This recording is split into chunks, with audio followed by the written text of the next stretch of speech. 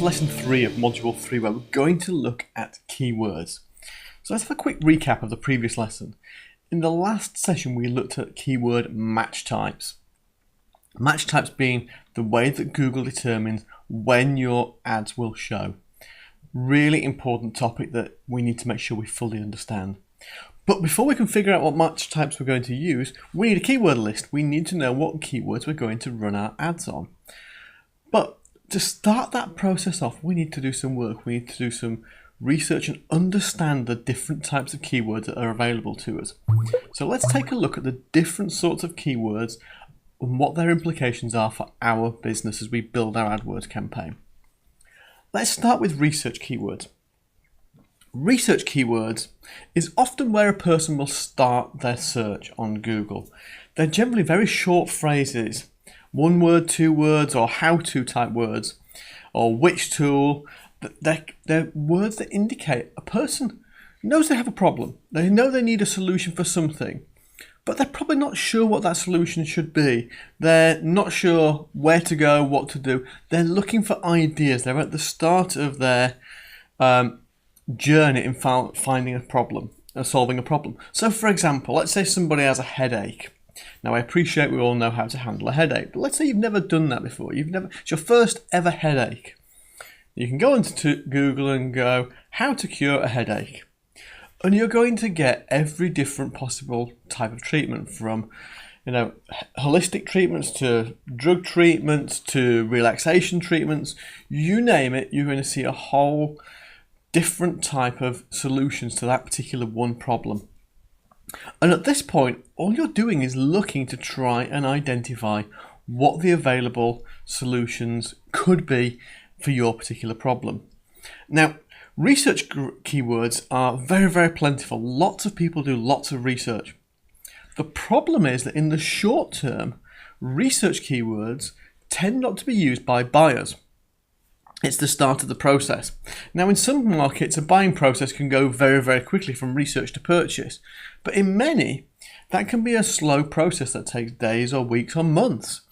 So in the short term, when we think about how we allocate our ad budget and the amount of money we have to spend, a research keyword for most business owners is not going to be the best place to start, because that researcher is the furthest away from making a purchase. So if resources are scarce, that isn't where we'll start.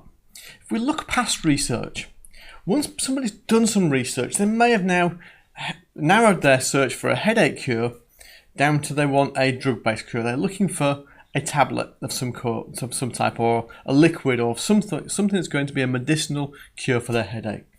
We then move into comparison solution keywords, where people are searching different variations. They may want the best headache cure that's a pharmaceutical cure. They won't want the cheapest. They may want a really good one but at a discount. They may be looking for other user experiences of different types of treatments. So at this stage of the search process, somebody has decided that this type of solution is for me. I'm now looking for a more specific, narrowed down option for that particular solution that's going to be right for me. So it's somebody getting closer to buying, and they're essentially looking for potential products or services to buy. Closer to a purchase, but not quite ready yet. They're still looking at options. If we move to the next stage, we look at buying key phrases, including words such as the word buy. So we'll see users making searches that will say things like, where can I get? Look for vouchers. They will look for part numbers or model numbers specifically. They've found a product or a service and they're looking to actually make a purchase. Now, these are often quite similar to comparison keywords, but if you actually get into the detail, there's a little bit of difference there that just indicates that a buyer is closer than somebody doing a comparison. So specific product names is something they'll also be looking for. They're looking to buy a particular thing. So they may be looking for a Canon EOS 100 SLR camera. Somebody's decided that's what they want. That's exactly the model they want to purchase. They're now looking to make that transaction. And what they're looking for at this point is, who is going to sell me this, or who is going to provide this service for me. It's at that point that person is closest to a purchase, and you as a business owner can focus on winning that business. Of course, there are far fewer by volume searches of this type because there are always more researchers than buyers. But the value of these keywords is much, much higher in the short term. Now, there's one more type of keyword that's worth being aware of, and that's a competitor. Competitors are an interesting thing in AdWords. There's always a debate. Should I target my competitors or not? And competitors, you're looking for search terms like brand names, website addresses, and those kind of things, or product names. In this instance, the supplier has essentially been chosen. Somebody has decided, I want to go to a particular doctor for my treatment. It's up to you at that point to decide whether or not you want to try and interrupt that process and give an alternative perspective and put yourself forward as an alternative supplier to the business that this searcher has already chosen in their mind. And there are two things to think about predominantly for this. Number one is that market that you're in highly loyal? I'll give you the most obvious example, Apple versus Microsoft. If someone is doing a search for an iPhone or a MacBook, they're probably going to buy a MacBook. You can show them all the Windows ads that you like. Apple customers tend to be very, very brand loyal. They're very unlikely to switch. So you can show them that, but even if you present a compelling factual case against Apple, they're probably not going to switch.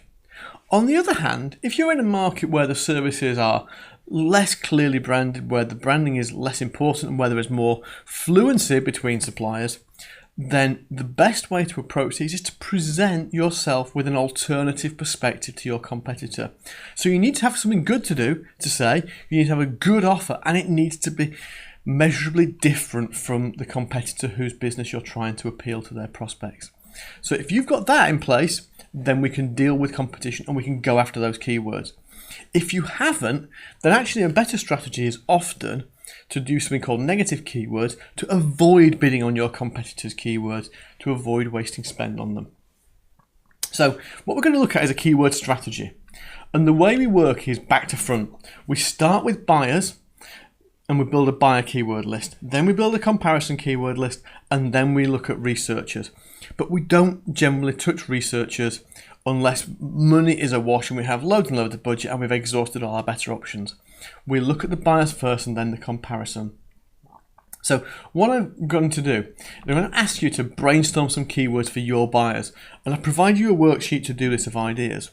So if you look at the sheet that you can see on screen now, I've put a keyword list here of keyword types showing buyer keywords in column A, comparison keywords in column B, research keywords in column C. Focus your efforts in column A and B.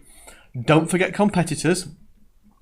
And have a look down the list. Use that for ideas for how you could build just a starting ideas for an awesome keyword list. Bye for now.